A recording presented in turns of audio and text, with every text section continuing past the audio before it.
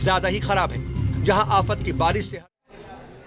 और इसी धीरे चलते हैं आपको एनडीए में, जहां प्रधानमंत्री नरेंद्र मोदी अपना समापन संबोधन कर रहे हैं इस बैठक का। श्रद्धेय अटल जी की एक और विरासत है जो हमें जोड़े हुए है। एनडीए के निर्माण में आडवाणी जी ने भी बहुत अहम भूमिका निभाई थी और वो आज भी हमारा मार्गदर्शन कर रहे हैं। हमारे प्रकाश सिंह बादल जी हों, बाला साहब ठाकरे जी हों, जॉर्ज फर्नांडिस जी हों, रामविलास पासवान जी हों, अजीत सिंह जी हों, शरद यादव जी हो, सभी ने अपनी अपनी तरह से एनडीए को मजबूती देने का काम किया। आज प्रकाश सिंह बादल जी और बाला साहब ठाकरे जी के सच्चे अनुयायी भी हमारे बीच में हैं। हाल में ही एनडीए के गठन के 25 साल पूरे हुए हैं। ये 25 वर्ष देश की प्रगति को गति देने और क्षेत्रीय आकांक्षाओं को पूरा करने के रहे हैं, यानी राज्यों के विकास से राष्ट्र का विकास। इस मंत्र को एनडीए ने निरंतर सशक्त किया है। इस यात्रा में जो पुराने साथी रहे हैं, मैं उनका तहे दिल से अभिनंदन करता हूं। भविष्य की यात्रा के लिए जो नए साथी आए हैं, मैं उनका हृदय से स्वागत करता हूं। साथियों, एनडीए के 25 वर्षों की इस यात्रा के साथ एक और सुखद संयोग जुड़ा है।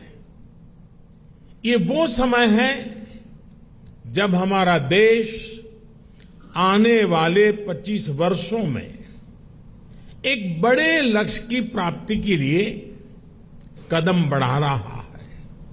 ये लक्ष्य विकसित भारत का है, आत्मनिर्भर भारत का है।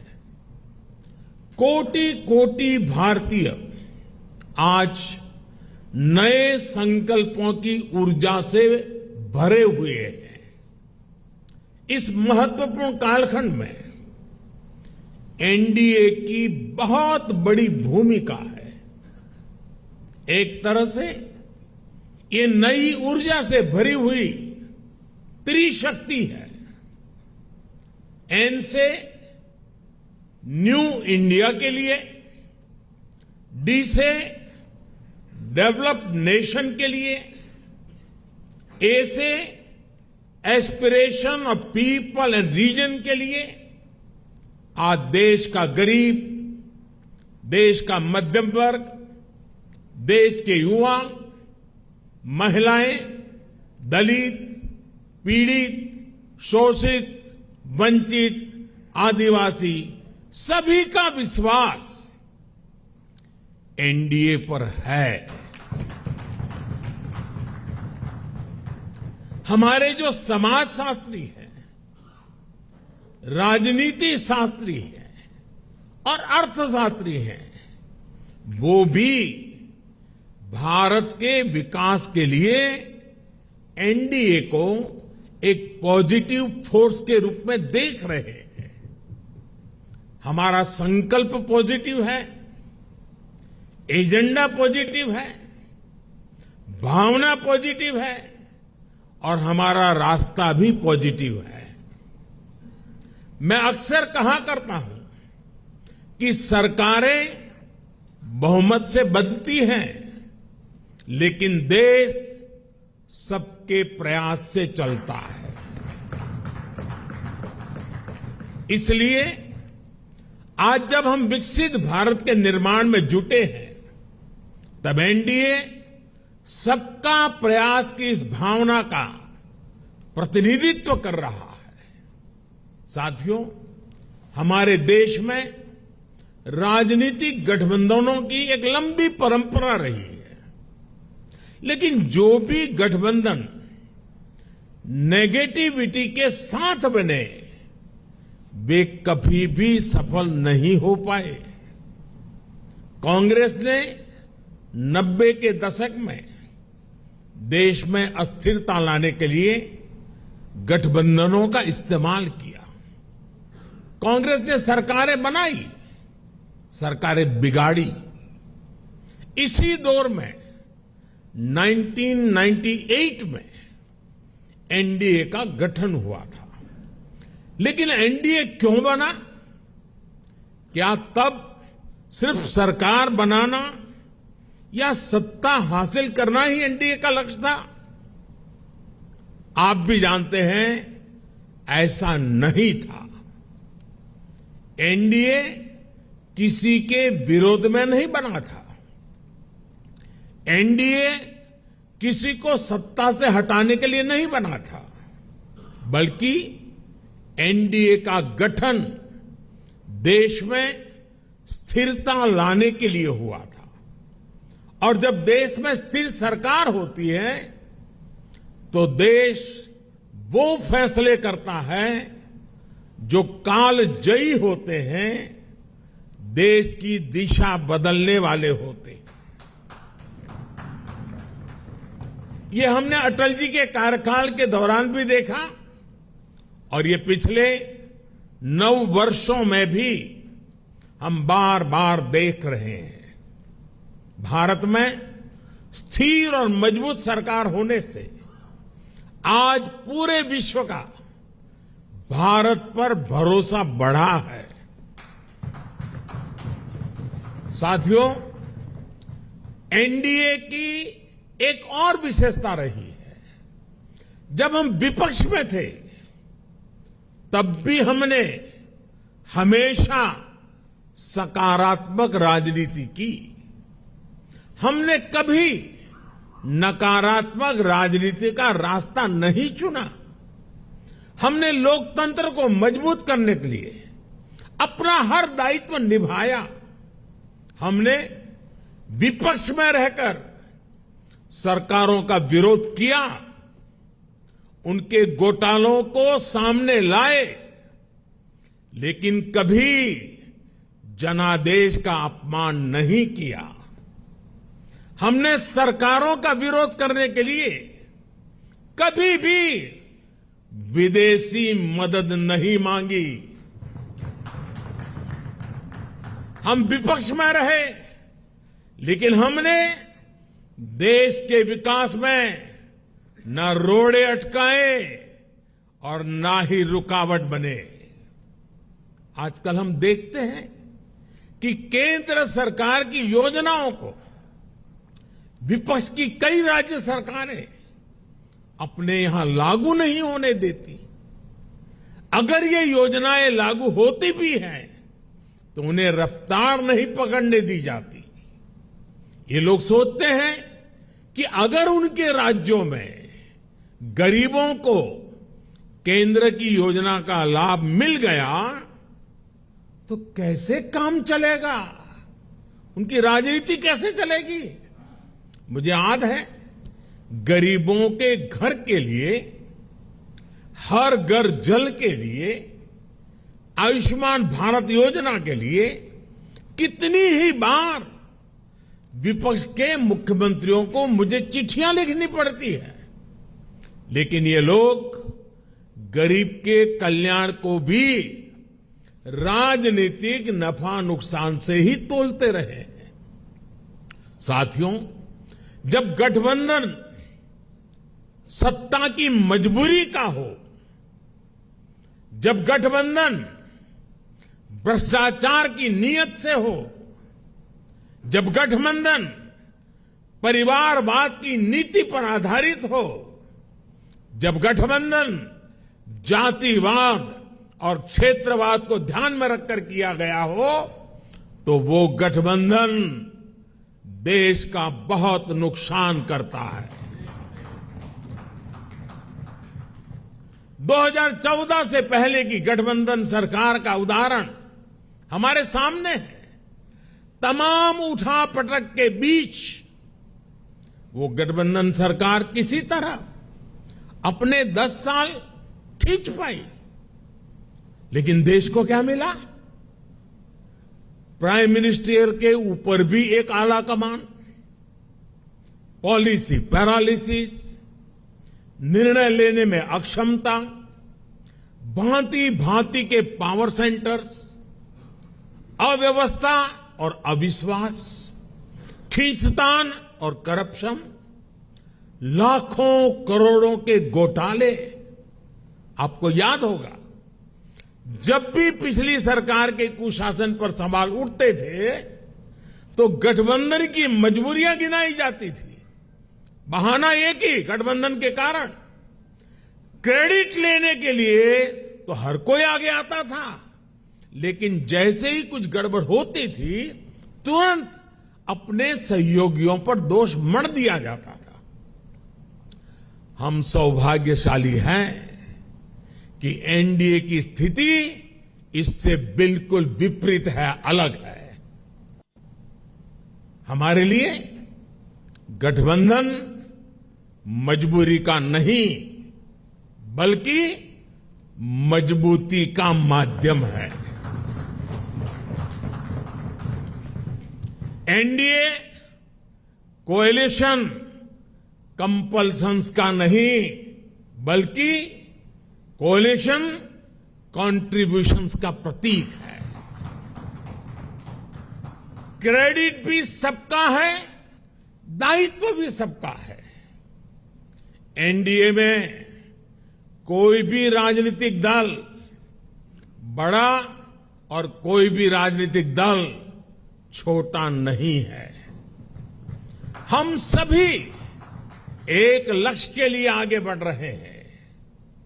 आपने देखा है 2014 हो या फिर 2019, भाजपा को बहुमत से अधिक सीटें मिली, लेकिन सरकार एनडीए की ही रही, एनडीए की भागीदारी बनी रही। साथियों, एनडीए के गठन से लेकर ही हमारा संकल्प समाज के अंतिम व्यक्ति तक पहुंचने का रहा है। जो वंचित है, जो शोषित है, उसको सशक्त करना हमारी प्राथमिकता है। आज देश की जनता देख रही है कि एनडीए में कौन कौन से दल हैं। एनडीए में जितने भी दल हैं, वे समाज के ऐसे वर्गों के बीच काम करते हैं जो वंचित रहे हैं, शोषित रहे हैं। हमारे समूह में गांव, किसान, दलित, पिछड़े, आदिवासियों के बीच काम करने वाले ये सारे नेता यहां हैं। एनडीए में जो दल हैं वो ऐसे क्षेत्रों में काम करते हैं जिनकी पहले दिल्ली में सुनवाई तक नहीं होती थी। एनडीए एक प्रकार से क्षेत्रीय आकांक्षाओं का बहुत ही खूबसूरत इंद्रधनुष है। एनडीए देश के लिए, देश के लोगों के लिए समर्पित है। एनडीए की विचारधारा है nation first, security of nation first. NDA की विचारधारा है प्रोग्रेस फर्स्ट। एनडीए की विचारधारा है एम्पावरमेंट ऑफ पीपल फर्स्ट।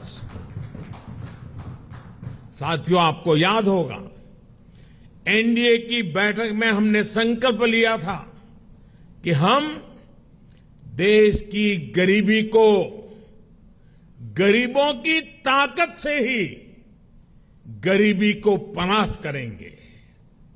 इसलिए इन वर्षों में हमारा सबसे ज्यादा जोर गरीबों को सशक्त करने पर रहा। हमने श्रमयोगी को सम्मान दिया, डिग्निटी ऑफ लेबर पर बल दिया, हमने गरीब को सुरक्षा का एहसास दिया। हमने गरीब को यह विश्वास दिया कि आपके हर प्रयास के पीछे एनडीए सरकार एक भरोसेमंद साथी की तरह आपके साथ खड़ी है।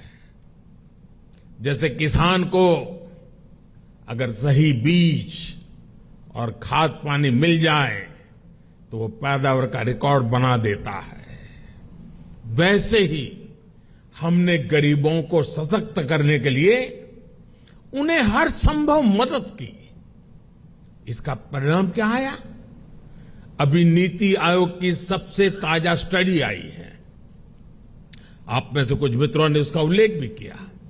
इस स्टडी के मुताबिक 2015-16 के बाद के 5 वर्षों में ही 13.5 करोड़ लोग गरीबी रेखा से बाहर आ गए हैं। इसके पूर्व वर्ल्ड बैंक की रिपोर्ट के समय सामने आया कि कैसे बहुत कम समय में ही 40-42 करोड़ लोगों ने गरीबी को परास्त किया है। आईएमएफ के मुताबिक एक्सट्रीम पॉवर्टी यानी अति गरीबी भी भारत में खत्म होने की कगार पर है, ये आईएमएफ का रिपोर्ट कह रही है। साथियों, यहां एनडीए के आप सभी साथी तो जमीन से जुड़े लोग हैं। आप देखिए, जब किसी गरीब को पक्का घर मिलता है तो ये सिर्फ एक छत की जरूरत पूरा नहीं करता, बल्कि ये उस परिवार को सुरक्षा कवच देता है, उसके सपनों को पंख देता है। जब गरीबों को बैंक लोन देने के लिए सरकार अपनी तरफ से गारंटी देती है, तब उनको एक साथी मिलता है, एक सहारा मिलता है। और ऐसे में प्रगति के लिए, तरक्की के लिए उनके प्रयास दोगुने हो जाते हैं।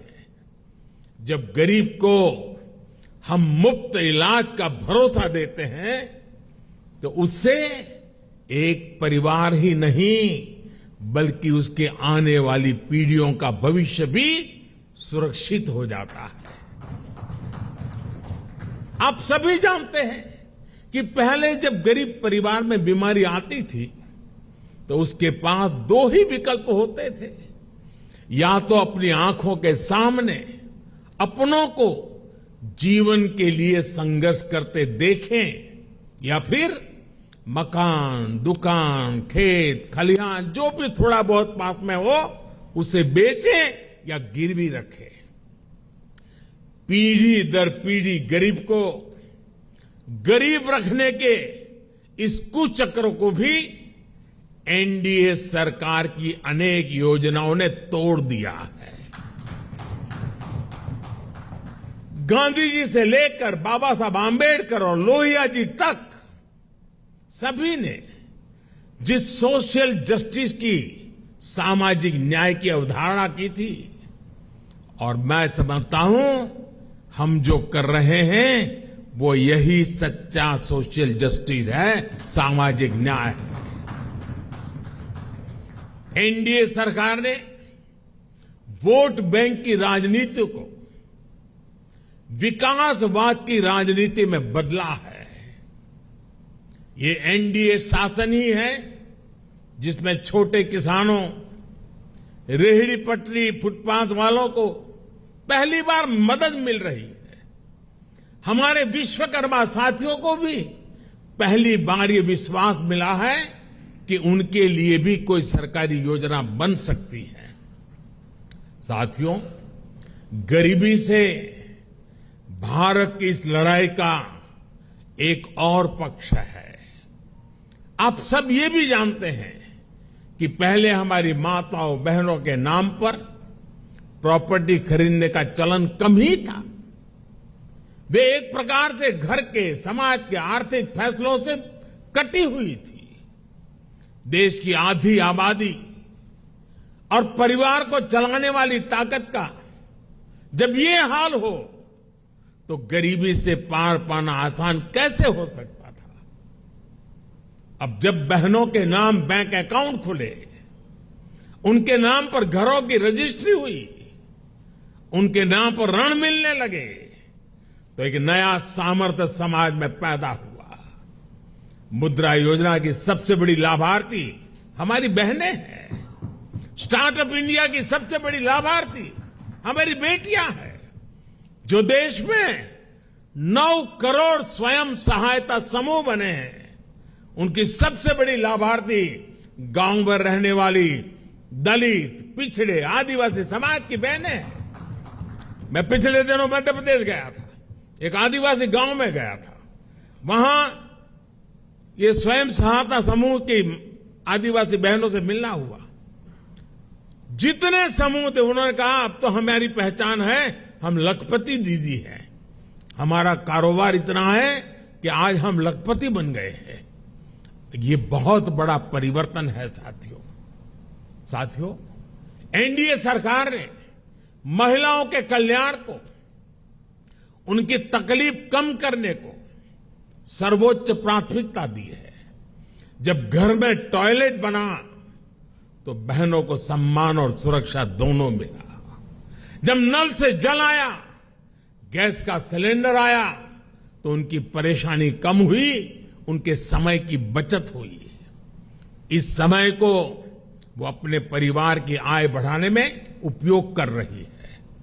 ये सिर्फ गरीबी से बाहर निकलने का प्रयास नहीं है, बल्कि वुमेन लेड डेवलपमेंट का रास्ता है, जिसे एनडीए सशक्त कर रहा है। आज डिफेंस से लेकर माइनिंग तक हर सेक्टर को बेटियों के लिए खोल दिया गया है। देश को पहली आदिवासी महिला राष्ट्रपति देने का सौभाग्य एनडीए को मिला है। साथियों, 9 साल में हमने केवल एक लक्ष्य के साथ काम किया है कि हम देशवासियों का, खासकर गरीब और वंचित का जीवन बेहतर बना सके। मैं चाहूंगा कि जो लोग एकेडमिक्स से जुड़े हैं, गवर्नेंस स्टडीज से जुड़े हैं, वो इस दिशा में रिसर्च करें। किसी भी सरकार का फ्यूचर विजन क्या है, स्केल ऑफ वर्किंग क्या है, स्पीड ऑफ वर्किंग क्या है, उसकी वर्क स्पिरिट क्या है, इसका मूल्यांकन किया जाए।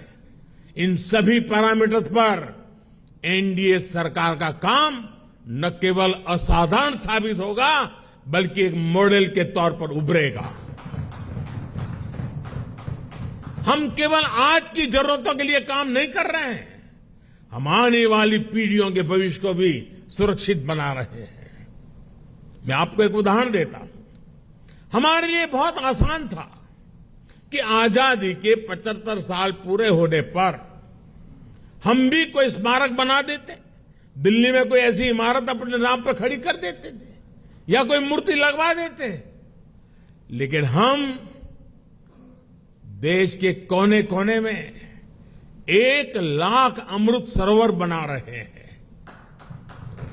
हमारा स्केल, हमारा स्पीड, हमारी स्पिरिट, और इसकी वजह से हमारे काम का स्कोप ये अभूतपूर्व है।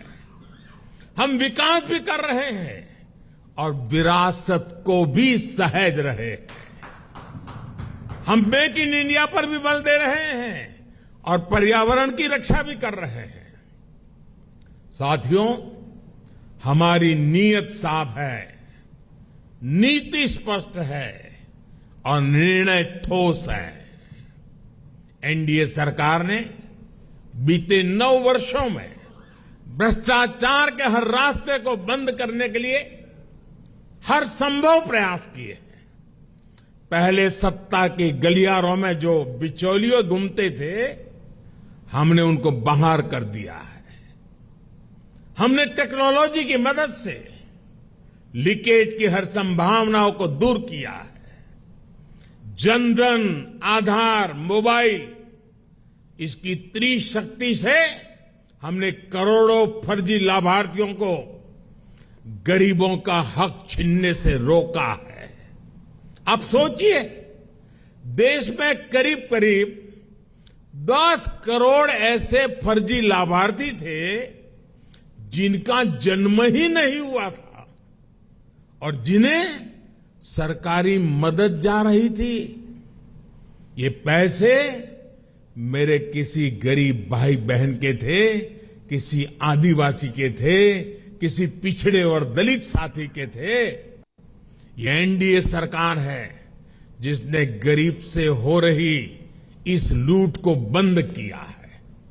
इन 9 वर्षों में 30 लाख करोड़ रुपए, यह आंकड़ा छोटा नहीं है, 30 लाख करोड़ रुपए डायरेक्ट बेनिफिट ट्रांसफर डीबीटी के जरिए सीधे लाभार्थियों के बैंक खातों में पहुंचे हैं। ऐसा करके हमने गरीबों का कम से कम 3 लाख करोड़ रुपया गलत हाथों में जाने से बचाया है। साथियों, लोकतंत्र में राजनीति अलग अलग विजन को देश के सामने रखने का एक माध्यम होती है, लेकिन हर विजन का, हर विचारधारा का मकसद एक ही होता है, गुड गवर्नेंस और देशवासियों की सेवा।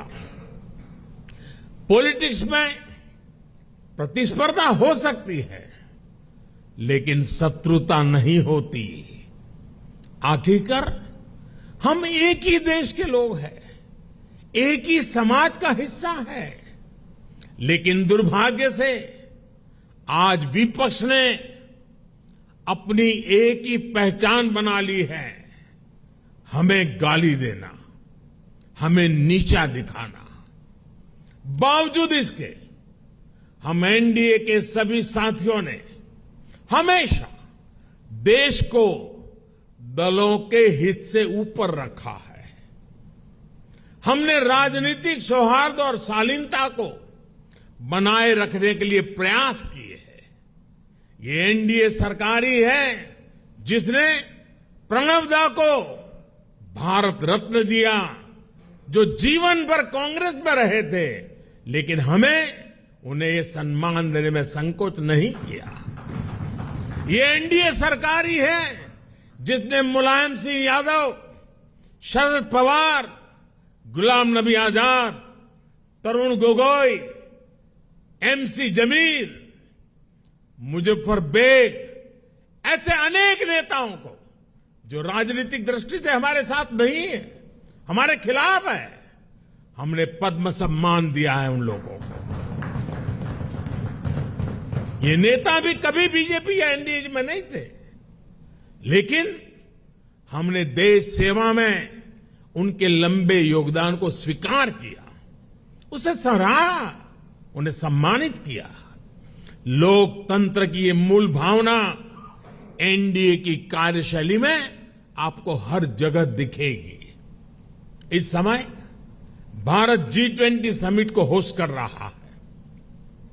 इससे जुड़े आयोजन देश के हर राज्य में, हर हिस्से में हो रहे हैं। हमने इन आयोजनों को वेन्यू तय करते समय कभी ये नहीं सोचा कि किस राज्य में कौन सी पार्टी की सरकार है। कोरोना के समय भी मैंने लगातार सभी राज्यों के मुख्यमंत्रियों के साथ व्यक्तिगत संवाद किया, मीटिंग की। कौन मुख्यमंत्री किस पार्टी का है, ये विचार कभी हमारे बीच नहीं आया। इसी तरह आप उन दिनों को भी याद करिए जब भाषा, लैंग्वेज लोगों को बांटने के एक टूल के तौर पर इस्तेमाल होती थी। लेकिन एनडीए सरकार की सोच देखिए। एनडीए सरकार ने मातृभाषा को बल देना शुरू किया और आज भाषाओं के माध्यम से, मातृभाषा के माध्यम से मेरे युवा डॉक्टर और इंजीनियर बने, इसका अवसर देने का जरिया भाषा बन रही है। हमने हमारी विरासत को, धरोहरों को ग्लोबल बनाने के लिए लगातार प्रयास किए हैं। यहां पर कई हमारे साथियों ने इसका उल्लेख किया।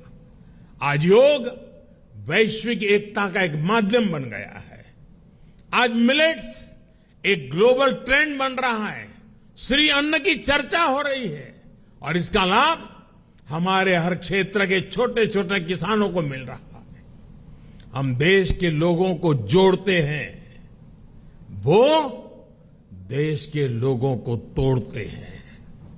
साथियों, विपक्ष के लोग जिस गलती को बार बार दोहरा रहे हैं वो है देश के सामान्य मानवी की समझदारी को वे लोग अंडर एस्टिमेट करते हैं। लेकिन देश की जनता सब कुछ खुली आंखों से देख भी रही है और समझ भी रही है। जनता देख रही है कि ये पार्टियों क्यों इकट्ठा हो रही है। जनता ये भी जान रही है कि वो कौन सा ग्लू है, गोंद है जो इन लोगों को, इन पार्टियों को जोड़ रहा है। किस तरह छोटे छोटे स्वार्थ के लिए मूल्यों और सिद्धांतों से समझौता किया जा रहा है। लोग देख रहे हैं कि केरल में लेफ्ट और कांग्रेस एक दूसरे के खून के प्यासे हैं, लेकिन बेंगलुरु में दोनों पार्टियों के नेता हाथ में हाथ डालकर मुस्कुरा रहे हैं। लोग देख रहे हैं कि बंगाल में लेफ्ट और कांग्रेस के नेताओं पर, उनके कार्यकर्ताओं पर टीएमसी हमले कर रही है, लेकिन इनके नेता टीएमसी के खिलाफ कुछ भी बोलने से बच रहे हैं। इसलिए देश के लोग कह रहे हैं कि गलबहियां मिशन नहीं है, मजबूरियां है। इनकी सच्चाई आपको दूसरे राज्यों में भी दिखाई देगी। नेशनल कॉन्फ्रेंस के नेता और पीडीपी के नेता एक दूसरे को कैसी कैसी गालियां देते हैं। आरजेडी और जेडीयू के लोग कैसे कैसे शब्दों से एक दूसरे को नवाजते थे। देश की जनता ने यह सब करीब से देखा है और देख रही है। इसलिए इनकी नुरा कुश्ती हो या मजबूरी की दोस्ती, इसकी हकीकत 140 करोड़ देशवासियों के सामने आ चुकी है। साथियों, अपने राजनीतिक स्वार्थ के लिए ये लोग पास पास तो आ सकते हैं, लेकिन साथ नहीं आ सकते। इन्हें अपने कार्यकर्ताओं की भी परवाह नहीं है।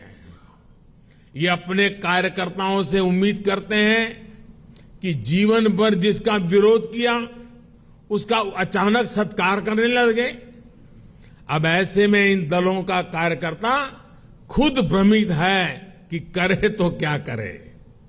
मैं तो आज ये भी कहूंगा कि जो लोग आज मोदी को कोसने के लिए इतना समय लगा रहे हैं, अच्छा होता वो देश के लिए सोचने में, गरीब के लिए सोचने में अपना समय लगाते। हम उनके लिए सिर्फ प्रार्थना ही कर सकते हैं। साथियों, 24 का चुनाव बहुत दूर नहीं है। देश के लोग मन बना चुके हैं कि तीसरी बार फिर एनडीए को ही अवसर देना है।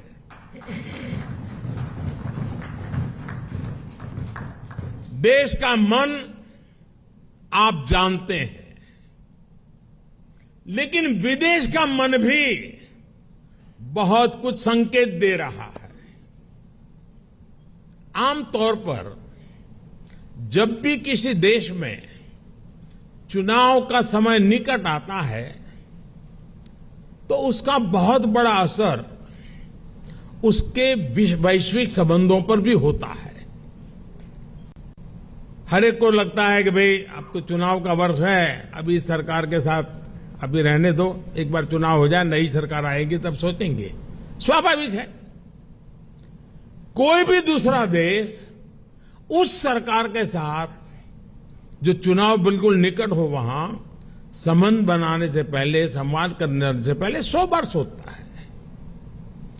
फॉरेन कंट्रीज हमेशा चुनाव के नतीजों का इंतजार करते हैं। लास्ट ईयर जब होता है तो सोचते हैं कि भाई एक बार चुनाव नतीजा आ जाना तो फिर देखेंगे। जो सरकार जाने वाली होती है उस पर कोई भी देश अपना टाइम और एनर्जी इन्वेस्ट नहीं करना चाहता। लेकिन इस समय भारत का मामला कुछ अलग है। सबको पता है कि हमारे यहां कुछ महीनों में चुनाव होने वाले हैं, फिर भी अनेकों महत्वपूर्ण देश, चाहे अमेरिका हो, फ्रांस हो, ऑस्ट्रेलिया हो, जापान हो, यूएई हो, यूके हो, सब एनडीए सरकार के प्रतिनिधियों को इनवाइट कर रहे हैं। तमाम देश भारत को मान और सम्मान दे रहे हैं। कितने ही देश भारत के साथ बड़े बड़े और वो भी दूरगामी समझौते कर रहे हैं। ऐसा इसलिए क्योंकि वो भी जानते हैं कि भारत के लोगों का भरोसा एनडीए पर है। यानी भारत में जनमत किसके साथ है ये दुनिया के देशों को भी पता है। साथियों, एनडीए का विस्तार सिर्फ संख्या या भौगोलिक विस्तार का नहीं है। ये भारत एनडीए का जो विस्तार है ये हमारे प्रति विश्वास का दायरा भी बढ़ा रहा है। जनता एनडीए की हिस्ट्री और केमिस्ट्री दोनों को देख रही है। तभी तो हमारा गणित भी बड़ी आसानी से जुड़ता है। आप देखिए 2014 में एनडीए को देश ने लगभग 38% वोट दिए थे 2014 में, लेकिन 2019 में हमारे देश सेवा भाव को देखते हुए देश ने हमें 45% वोट दिए। और आपको जानकर के खुशी होगी इनमें 225 से अधिक सीटें ऐसी थी जो हम जीत करके आए, 225 से अधिक सीटें जहां 50% से अधिक वोट शेयर एनडीए को मिला है। एनडीए का हर सहयोगी जो मेहनत कर रहा है उससे तय है कि 24 में एनडीए का वोट शेयर 50% से भी ऊपर जाएगा। आपकी मेहनत रंग लाने वाली है, मैं विश्वास से कहता हूं। आपकी मेहनत बेकार नहीं जाएगी। देश की जनता को आपके सबके नेतृत्व पर भरोसा है। पूरे देश में हमारे अनेक साथी एक बड़ी ताकत बनकर उभरेंगे। हम हर भूभाग, हर वर्ग, हर समाज को विकसित भारत के मिशन से जोड़ेंगे। साथियों, हमें विकास के मुद्दे पर ही जनता के पास जाना है। हमारा एक ही लक्ष्य है, विकास, भारत का विकास। भारत के कोटि कोटि लोगों की आशा आकांक्षा ही हमारा एजेंडा है। हम पूरी शक्ति लगा देंगे, हम मेहनत करेंगे, ईमानदारी से काम करेंगे और यही हमारी गारंटी है। और लाल किले से मैंने कहा था यही समय है, सही समय है। आज देश में एक माहौल बन चुका है। देश का आत्मसम्मान और आत्मविश्वास आज अभूतपूर्व ऊंचाई पर है।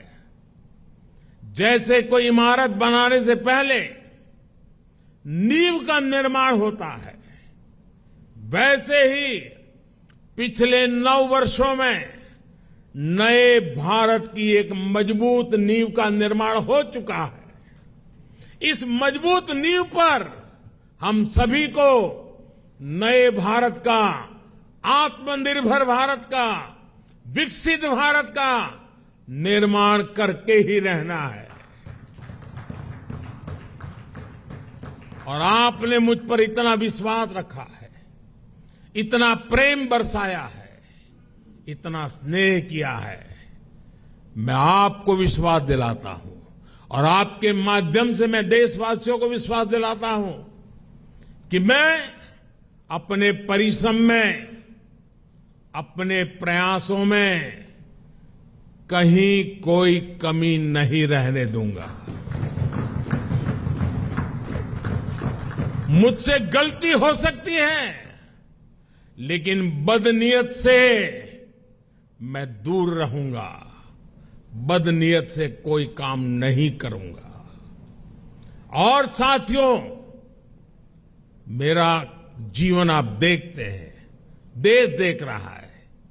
मेरे शरीर का हर कण, मेरे समय का हर क्षण देश को ही समर्पित है।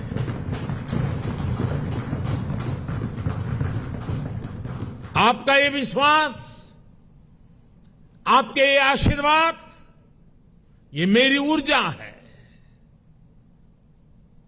और साथियों,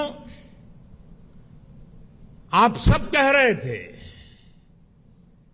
कि 2014 में देश की इकोनॉमी 10वें नंबर पर थी, आज 5वें नंबर पहुंची है। और मैं आपको विश्वास दिलाता हूं, एनडीए के तीसरे टर्म में इस देश की इकोनॉमी दुनिया में तीसरे नंबर पर होके रहेगी। हर सपने संकल्प है और हर संकल्प सिद्धि के लिए हम जी जान से जुटे हुए लोग हैं, समर्पित भाव से जुटे हुए लोग हैं। और आज जिस उमंग और उत्साह से आपको एक एक की बात जो मैंने सुनी, मेरे लिए भी बड़े प्रेरक थी, उत्साहवर्धक थी। आपका विश्वास, विजय का विश्वास, जन सामान्य की सोच को बखूबी व्यक्त करने का आपका तरीका वाकई प्रभावित करने वाला था। मैं मानता हूं कि 25 साल की यात्रा की आज की ये महत्वपूर्ण बैठक, 25 साल बाद देश जब 100 साल की आजादी मनाएगा, हमारे सामने भी 25 साल का नक्शा है। दोस्तों, देश जब अमृत महोत्सव मना रहा है तो हमें सेवा करने का मौका मिला है। और आप लिख के रखिए, यही लोग हैं, यही लोग हैं। जब देश 100 साल की आजादी का पर्व मनाएगा, आप ही के परिश्रम से, आप ही के पुरुषार्थ से, आप ही के नेतृत्व से ये संभव होने वाला है, ये मैं साफ देख रहा हूं। दोस्तों, इस विश्वास के साथ मैं फिर एक बार आप सभी का इस बैठक में आने के लिए, एनडीए को सशक्त करने के लिए मैं हृदय से बहुत आभार व्यक्त करता हूं। जो सुझाव आए हैं, उन सुझाव को नड्डा जी और उनकी टीम जरूर उसको पूरा करेगी। साथियों, पिछले 9 साल में मेरी व्यस्तता के कारण शायद कभी आप में से किसी ने संपर्क करने का प्रयास किया हो और मैं न कर पाया हूं। हो सकता है इस 9 साल में मेरे प्रवास के दरमियान शायद एसपीजी सिक्योरिटी का कारण आपको उचित स्थान न मिला हो सकता है किसी इनविटेशन कार्ड में आपका नाम रह गया हो। 9 साल में ऐसा बहुत कुछ हो सकता है, लेकिन आपने कभी भी शिकायत नहीं की, आपने कभी भी मन में बुरा नहीं माना। गलतियां हुई होगी, कभी कभी तो मेरे ध्यान में भी आई है कि कार्यक्रम के बाद पता चलता, अरे वो तो वहां खड़े थे, उनको यहां होना चाहिए था। लेकिन उसके बावजूद भी आपका प्रेम कभी कम नहीं हुआ। साथियों, ये विश्वास मेरी बहुत बड़ी ताकत है, मेरी बहुत बड़ी पूंजी है और आप ही के भरोसे, आप ही के साथ चलने का मुझे एक बहुत अनुभव भी मिलता है, आनंद भी मिलता है। मैं फिर एक बार आप सभी साथियों का हृदय से आभार व्यक्त करता हूं और मैं विश्वास दिलाता हूं कि हम देश की आशा आकांक्षाओं को पूरा करने में एक टीम बन करके एकता के साथ, एकजुटता के साथ, आत्मविश्वास के साथ, संकल्प के साथ चल पड़ेंगे, विजयी होके रहेंगे। जनता के आशीर्वाद पूर्व बाहर मिलते रहेंगे। अपने कर्तृत्व के कारण, समर्पण के कारण, ध्येय निष्ठा के कारण, जनता के प्रति हमारे लगाव के कारण ये सब संभव होने वाला है। जनता जनार्दन है, जनार्दन में मेरा विश्वास है, उस विश्वास से परिणाम निश्चित है। फिर एक बार आप सबका बहुत बहुत धन्यवाद। नमस्कार। चलिए, प्रधानमंत्री नरेंद्र